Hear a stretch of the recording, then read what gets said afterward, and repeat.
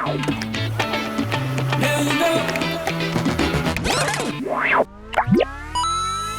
up, KidPak, and welcome to our brand new series, Slam Dunk!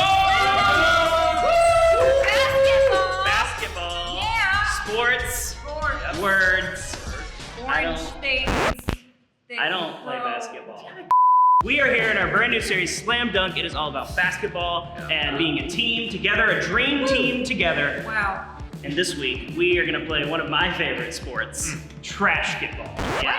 Yeah, we will find out more about that. But for the girls team, we have Camille. Basketball! Basketball. And for the boys team, we have Brett. Brett's first KidPak game, how do you feel? I feel amazing. Feels great. Do you know a lot about basketball? I know a little bit about basketball, not too much. Oh, just a little bit. Just a little bit. Probably more than Pastor Camille. How do you feel? Listen, I grew up with a bunch of boy cousins, and we all played basketball, and they were bigger than me, and I beat them all so. Luckily, you don't need height in trash. That's right. I'm closer. Yeah, you are closer. We are gonna play trashketball. You can play this at home with your family, with your friends, with your brothers and sisters. You can play trashketball, but make sure you have your parents' permission because it does make a mess. We are going to have these papers all over the floor. These are their two goals. This is the boys' goal, this is the girls' goal. You guys are gonna have a minute. What? 1 minute. What? To run around That's and throw as many papers as you can. Whoever gets the most into their trash can is gonna be the winner. That is the goal. Let's find out who's gonna win. Woo! The girls. No, I think the guys are gonna win. He's wrong. Camille, tell the people how you feel. I feel great. I feel like throwing trash is my favorite thing to do. I often have ideas that don't pan out, and so I just crumble them and throw them, and my trash can looks like... That's not true. I write on the computer. But I'm excited! Brett, how do you feel? I'm not gonna lie, for the guys, I feel very confident. Very confident. Honestly, I think it's gonna be a landslide. Oh. Whoa. We'll see if Camille wins. I mean, she's plenty more KidPak games than you. Let's find out. You guys feel good? You guys feel ready? I feel great. I'm light. I'm light. I'm light like a cheetah. Alrighty, get started with trashketball. In 3, 2, 1, go! Ooh, doing well, doing well. How you guys feel? How you guys feel?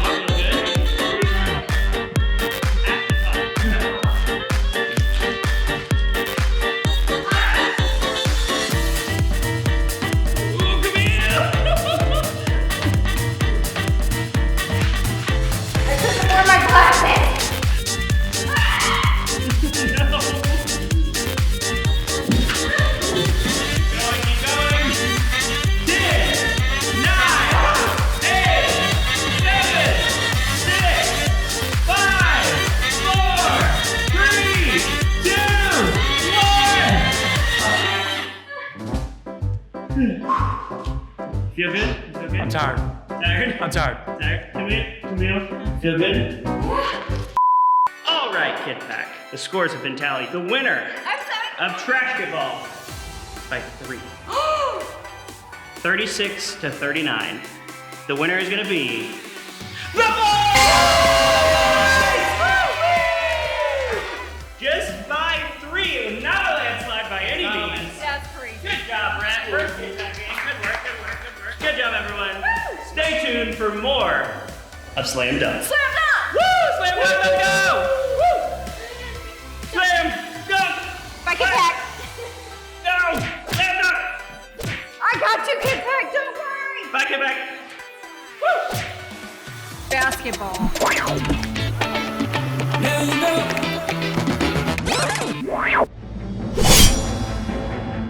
The Book of Genesis. Joseph. We have talked about Jacob and Esau, and today we are talking about one of Jacob's sons, Joseph. Joseph was Jacob's favorite son, so much so that he made him a fancy, special coat of many colors to show Joseph just how much he loved him. Now, Joseph's brothers did not like this. In fact, they began to hate Joseph. Their hatred for Joseph only grew as Joseph began to tell his brothers all about these dreams that Joseph had. Dreams of him being a great leader one day and his brothers bowing down to him, and they did not like this. Then one day, Joseph went to go check on his brothers who were working out in the fields. And as Joseph's brothers saw him coming, they plotted to kill him.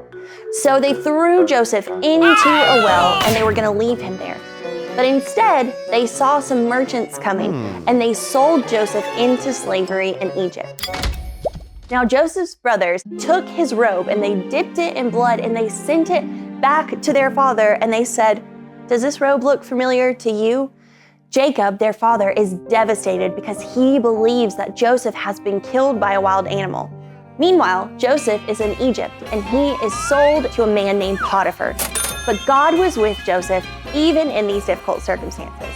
God blessed all that Joseph did, and Joseph worked really, really hard. Potiphar saw all that Joseph was doing, and so Potiphar began to entrust Joseph with even more. In fact, he entrusted everything in his household to Joseph.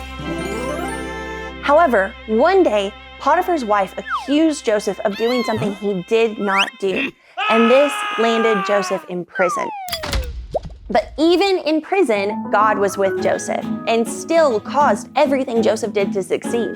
The prison warden saw this and entrusted Joseph with all the prisoners and everything that went on in the prison. He didn't have to worry about a single thing because he knew that Joseph had it taken care of.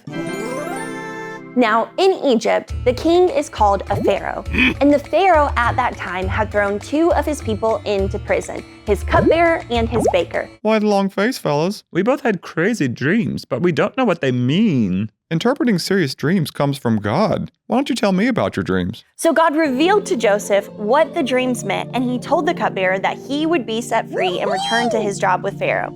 Joseph told him, "Just please remember me when you are released and tell Pharaoh that I have done nothing wrong and I don't deserve to be in prison." And everything that God had revealed to Joseph through their dreams happened just as Joseph said. But the cupbearer forgot all about Joseph. And so Joseph remained in prison for 2 more years until one day Pharaoh had a terrible dream. And he's trying to ask everyone he can what this dream means. Suddenly, the cupbearer remembers that he had forgotten all about Joseph, and he tells the Pharaoh there is this man who can interpret this dream. Joseph is brought out of prison and brought before Pharaoh. Pharaoh shares his dream with Joseph, and God gives Joseph the wisdom to know exactly what Pharaoh's dream meant. There is going to be 7 years of plenty, Lots of food. and then 7 years of famine. No food. Wow. Pharaoh was so impressed with this wisdom that Joseph had been given by God that he put Joseph over everything in Egypt. The only person who was more powerful than Joseph in Egypt was Pharaoh himself. So Joseph took care of all of Egypt over these 7 years of plenty, storing up food to make sure that they had everything they needed for the 7 years of famine. Finally, the 7 years of famine were here. Now, famine had struck Egypt and all of the surrounding lands, and everyone needed food, and they all had to come to Joseph to get the food, including Joseph's family. So one day, there are 10 familiar faces that show up. Much to Joseph's surprise, he turns around and there are his brothers bowing down before him, just like he saw in his dream years ago. Joseph's brothers do not recognize him, but he recognizes them. Now, a lot of things happen here, but eventually, Joseph reveals himself to his brothers and he says, "Hey, it's me, Joseph, your brother." And his brothers are shocked. But Joseph says to them, "Do not be angry with yourselves. God has used me here to help all of these people, including you. Now go get my father and bring him back to Egypt, and I will take care of him and all of you here." So Joseph's brothers go back to his father and they say, "You will never believe it. Joseph is alive." And they go at once to Egypt, where Joseph then cares for his family all the days of their lives.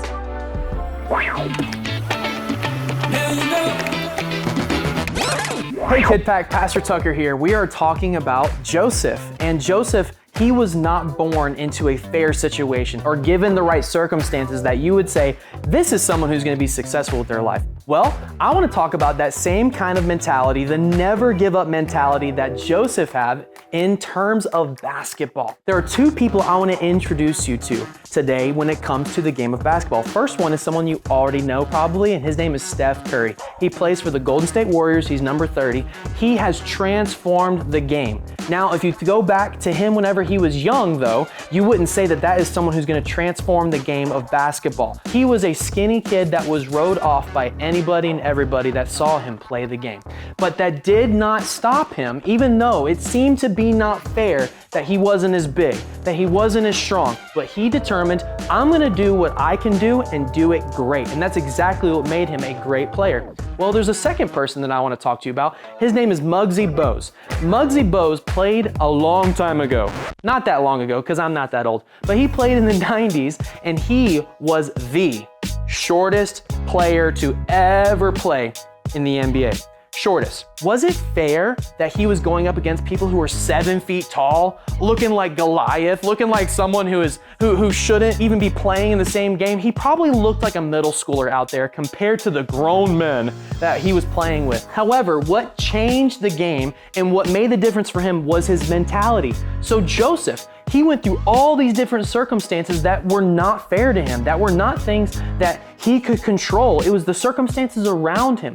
And every single one of you have circumstances around you that you can't control. But it's about the never give up mindset that gets you through. And that's what Muggsy Bogues had. Muggsy Bogues had grit. He had toughness. He was fast. He was quick. He did everything he could, and he did it well. And that's what made him a successful player in the NBA. And so like Muggsy Bogues, just like Steph Curry, and just like Joseph, each one of you may be born into something or have something happen around you that is not fair, that you couldn't control. But that does not determine your value, and that does not determine your ability to be successful, because God has dreams and plans for you, and He will accomplish it as long as you keep that never give up attitude. So KidPak, never give up. Now you know.